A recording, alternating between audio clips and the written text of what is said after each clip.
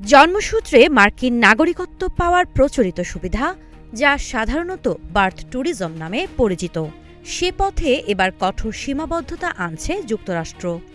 নতুন নির্দেশনায় বলা হয়েছে, কেউ যদি যুক্তরাষ্ট্রে সন্তানের জন্ম দেওয়ার উদ্দেশ্যে দর্শনার্থী বা ভিজিট ভিসার আবেদন করেন, সেই আবেদন সরাসরি বাতিল করা হবে।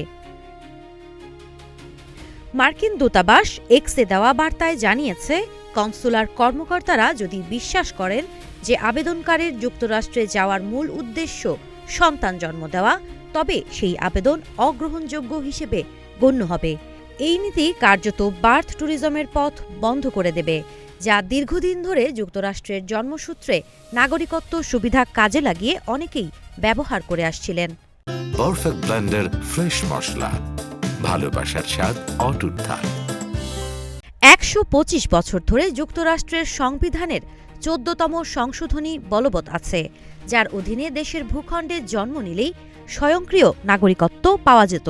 কিন্তু ক্ষমতায় ফেরার পর প্রেসিডেন্ট ডোনাল্ড ট্রাম্প এই ধারা বাতিলের উদ্যোগ নিয়ে একাধিক নির্বাহী আদেশ জারি করেন।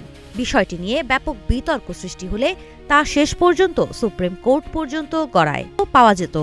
বিশেষ করে ভারতীয় নাগরিকদের ক্ষেত্রে এই নীতি আরও কঠোরভাবে প্রয়োগ করা হবে বলে জানিয়েছে নয়াদিল্লিতে অবস্থিত মার্কিন দূতাবাস। আপাতত এই তালিকায় বাংলাদেশের এখনো নাম নেই। এটি বিদেশগামী গর্ভবতী বাংলাদেশি নারীদের জন্য এখন স্বস্তির সংবাদ। আরও কঠোর। সম্প্রতি যুক্তরাষ্ট্রের সুপ্রিম কোর্ট এই মামলার শুনানি গ্রহণে সম্মতি দিয়েছে। আদালত যদি ট্রাম্পের পক্ষে রায় দেয়, তবে যুক্তরাষ্ট্রের নাগরিকত্ব নীতিতে যুগান্তকারী পরিবর্তন ঘটবে। তবে ট্রাম্প ইঙ্গিত দিয়েছেন, যারা ইতিমধ্যে জন্মসূত্রে মার্কিন নাগরিকত্ব পেয়েছেন তাদের অধিকার এতে প্রভাবিত হবে না। তবে নতুন নীতি কার্যকর হলে ভবিষ্যতে বিদেশি নাগরিকদের সন্তান জন্ম দিয়ে মার্কিন নাগরিকত্ব পাওয়ার পথ প্রায় বন্ধ হয়ে যাবে, এমনটাই মনে করছেন অভিবাসন বিশেষজ্ঞরা। সাবা খান, নাগরিক প্রতিদিন।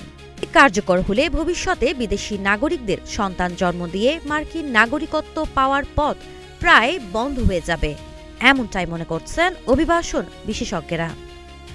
সাবা খান, নাগরিক প্রতিদিন।